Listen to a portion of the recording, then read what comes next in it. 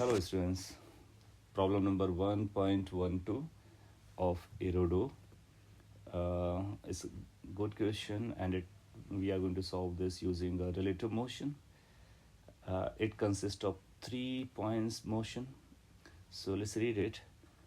3 points are located at the vertices of an equilateral triangle whose side equals A. They all start moving simultaneously with velocity v constant in modulus. That means magnitude of velocity is constant.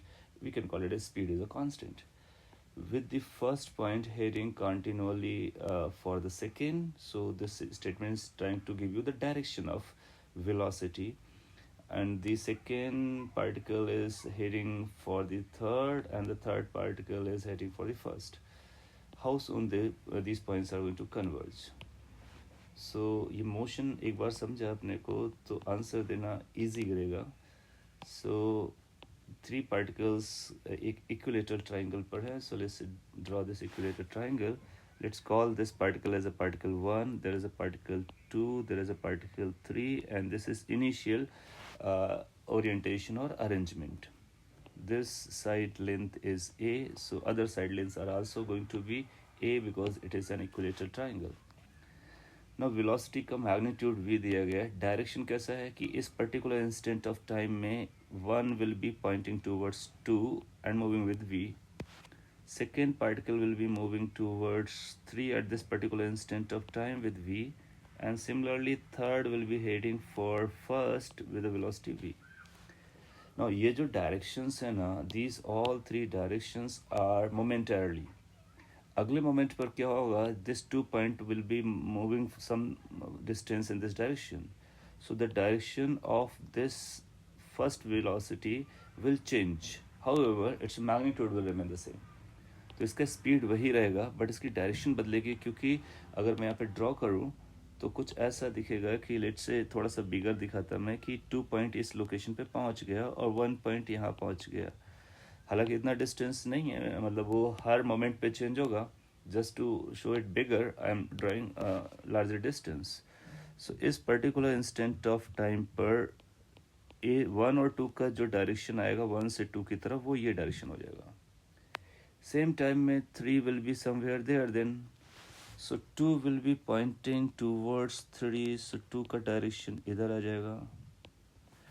And similarly 3 will have direction toward the first, so इसका velocity vector will be in this direction. So ये जो अभी नया triangle अपने को दिख रहा है, this will be triangle formed after certain time, right? इसके बाद आप पाओगे कि फिर से एक triangle बनेगा कुछ इस तरह से roughly, और फिर एक और ट्राइंगल बनेगा कुछ इस तरह से. सो ऐसे ट्राइंगल्स बनते जाएंगे और अल्टीमेटली सेंटर पर या इसके सेंट्रॉइड पर ये कन्वर्ज हो जाएंगे. अच्छा, ये जो नया ट्राइंगल बना है ये भी इक्विलेटरल रहेगा क्योंकि सिमेट्री है. मोर ओवर इसका जो साइड लेंथ रहेगा वो ए से कम हो जाएगा. इसका मतलब है ये पार्टिकल कुछ तो ट्राइंगल रिड्यूसिंग साइज का ट्राइंगल बनाते हुए जा रहे हैं. और फाइनली वो जीरो साइज का ट्राइंगल बनेगा जो कि सेंट्रॉइड पे जाएगा. तो जब जीरो साइज का ट्राइंगल होगा इसका मतलब तीनों पार्टिकल कन्वर्ज हो गए, पॉइंट्स कन्वर्ज हो गए. नाउ इसका मतलब इनके बीच का सेपरेशन कम हो रहा है, तो अपने को सेपरेशन वॉच करना रहेगा. नाउ इसके लिए हम लोग ये भी समझ सकते हैं कि सिमेट्रिकल है. सो अगर हम 1 और 2 को मिलाते हैं, सो 2 और 3 और 1 भी मिलेंगे, बेसिकली एक साथ मिलने वाले हैं, right? So let's consider this thing in this way. Let's say initially 1 particle was here, 2 particle was there. The same picture I'm redrawing. 2 had velocity like this, initial velocity जिसका v वैल्यू था और ये angle 60 degree था. इसके पास जो velocity थी ये horizontal थी v नाम से. बट अगर हम फर्स्ट के रिलेटिव वर्क करेंगे तो इसकी वेलोसिटी रिटर्न करके सेकंड को देनी पड़ेगी. इसका मतलब सेकंड के पास एक और वेलोसिटी अपने को इधर दिखाएगा विद रिस्पेक्ट टू 1. इसका नाम होगा v. So we are solving with respect to particle या पॉइंट 1. नाउ ये जो v वेलोसिटी अभी ड्रॉ किया है इसके हम 2 कंपोनेंट कर सकते हैं. नाउ एक ये कंपोनेंट, दूसरा ये, और इजिली वी कैन आइडेंटिफाई किया जाएगा v sin 60 और इधर कंपोनेंट आएगा v cos 60. Now v sin 60 का वैल्यू √3 v/2 हो जाएगा. ये दोनों वेक्टर आपस में ऐड अप हो जाएंगे. So if I had to write velocity of 2 with respect to 1, so we will have this component as well as this component. However, ये जो component है ये इसके perpendicular है 90 डिग्री में. तो ये जब लाइन अपना ओरिएंटेशन चेंज करेगा, ये लाइन कभी ऐसा भी आएगा, तो ये जो परपेंडिकुलर कंपोनेंट है वो इस डायरेक्शन में जाएगा.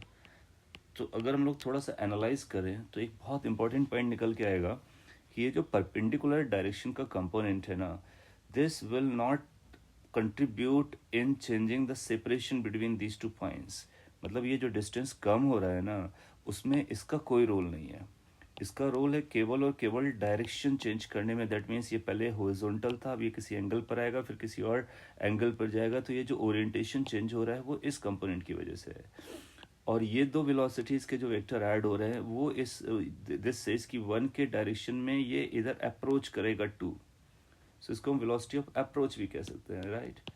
सो वेलोसिटी ऑफ अप्रोच अगर हम लोग देखते हैं, it is relative velocity along the line joining the 2 points. So v approach is basically v plus v cos 60. Now look at carefully, v cos 60 जो आएगा वो 1/2 हो जाएगा. So overall मिलकर के 3/2 आ गया. That means फर्स्ट पार्टिकल को क्या लगेगा कि सेकेंड पार्टिकल उसकी तरफ आ रहा है और वो constant magnitude of velocity along the direction is 3v/2.